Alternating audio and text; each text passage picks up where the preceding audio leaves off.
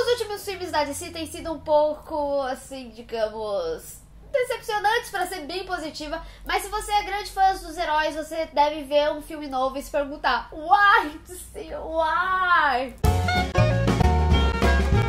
Esse vídeo ele é um pouquinho mais opinativo do que eu tenho observado ao longo desses anos, então se você gosta desse tipo de conteúdo, já se inscreve aqui no canal e clica no sininho pra receber notificação. Mas assim, é lógico que a DC tem filmes bons, a gente não pode deixar de citar a trilogia de Nolan, por exemplo. Ela é um comparativo muito bom pra filmes mais sérios e mais pesados, que foi o caso de Logan, que apesar de ser um filme da Marvel, foi bastante comparado. E fazia muito tempo que a gente não via um filme tão bom e tão sombrio e tão pesado de herói desde a trilogia de Nolan. E atualmente o que a gente tem visto é uma catástrofe de filmes, desde Batman vs Superman até Esquadrão Suicida, e chegamos hoje em dia em Mulher Maravilha e Liga da Justiça, que eu já vou falar mais pra frente nesse vídeo. Eu acho que a trilogia de Nolan é um bom pontapé inicial pra gente falar dos filmes da DC e também da linguagem, sem considerar, claro, V de Vingança e Watchmen. Então, o que aconteceu com os filmes da DC? Por que eles parecem tão perdidos hoje em dia comparado com os filmes da Marvel? Em Batman Begins de 2005, o Nolan trouxe uma releitura do herói que a gente não tinha visto até então e que fez jus ao nome de fato Cavaleiro das Trevas. E um universo mais realista e que fez com que a gente pudesse realmente acreditar que o herói existia. Os críticos falaram que o medo era bem presente nesse filme e também eles puderam observar que tinha um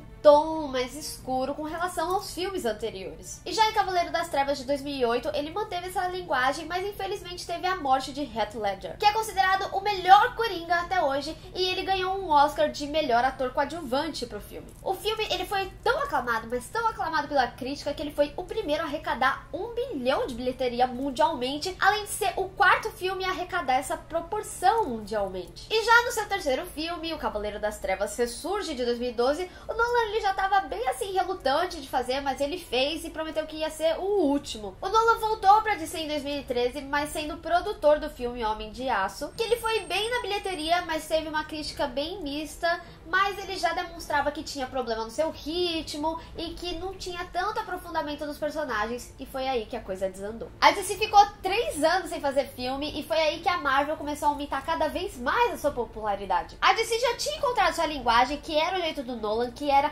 explorar esses personagens, que eles têm densidade, fazer esse tom mais obscuro, mas não. Os alívios cômicos eram a nova linguagem do momento dos filmes da Marvel. A Marvel trabalha com uma fórmula de roteiro, e isso não é segredo pra ninguém. Ela tem poucas variações, mas é uma fórmula que dá certo. E eu segui essa linha de se drasticamente fez Batman vs Superman, que puta que pariu. Tipo assim, todo mundo criticou o Ben Affleck, que foi o menor dos problemas do filme. Então a gente pode começar falando do vilão, que eles foram lá, pegaram o Mark Zuckerberg, entendeu? E aí, tipo, ele parecia muito mais novo que os heróis. Ele não conseguiu dar profundidade pro personagem que ele precisava, ele ficou meio louco, esquizofrênico, sei lá, e a gente viu o resultado, não foi legal. As cenas da Mulher Maravilha em slow motion teriam sido ótimas se não fossem todas em que ela aparecia. Deveria ter sido um lance pontual, sabe? Parecia muito tipo: estou sendo sexy aqui. Os personagens foram mal explorados, o filme é totalmente desconexo, e falando em filme desconexo, eu nem vou começar a me abranger aqui em Esquadrão Suicida. Então, depois de grandes bilheterias da Marvel em filmes de grupos de heróis, como por exemplo Avengers em 2012 e até mesmo Guardiões da Galáxia em 2014, que deu super certo pra heróis desconhecidos,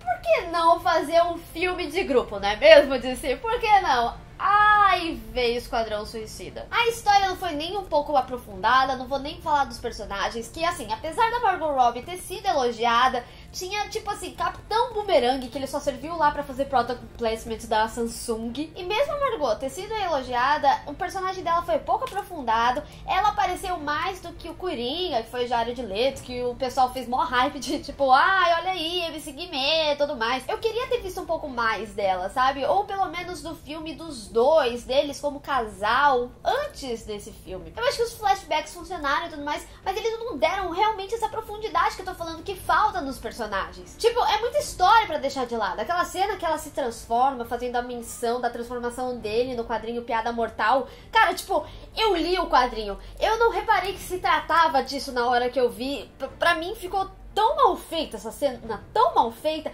que pra mim parecia mais um sopão. Eu falei isso na minha crítica do filme, e teria sido irado um filme deles antes, desde a Piada Mortal, sabe? E como eu já falei em outro vídeo que eu falei de Gotham City Sirens, ele vai cometer o mesmo erro. Ninguém vai saber, por exemplo, a relação da Era Venenosa com a Arlequina. Tipo, as personagens têm coisa pra contar. Então, tipo, eles vão contar a história das vilãs, só que eles não vão dar o peso que elas têm individualmente, sabe? Isso é um erro muito grave. Você acha que a Avengers deu certo por quê? Porque já tinha filme do Capitão América antes, já tinha o filme do Iron Man. E em 2007, agora, a gente chega no filme da Mulher Maravilha, que, sinceramente, eu acredito que vai ser um filme bom. A cada trailer que eles vão soltando, que, assim, apesar de ter alívio cômico, parece muito legal, que o filme vai ser muito bem feito, porque ela tem peso, ela tem uma história pra contar. E aí, em 2017, a gente também tem Liga da Justiça, que, ok, já explicaram quem é o Batman, já explicaram quem é o Superman, e também vão explicar pra gente agora quem que é a Mulher Maravilha, mas quem é o Aquaman? Quem é o Cyborg? Será que isso vai dar certo? Tipo, será que o Cyborg e o Aquaman vão ser outro Capitão Boomerang, sabe? É porque o filme solo do Aquaman sai depois da Liga, né? É. É o que você tá falando, tem que ser um negócio... Tem que ser antes, cara. Ou, tipo, eles vão ter que... Tipo assim, o Aquaman ou o Cyborg, eles têm que aparecer nesse da Mulher Maravilha pra fazer uma introdução o Flash que seja. também depois. E não vai ser. Porque o que parece...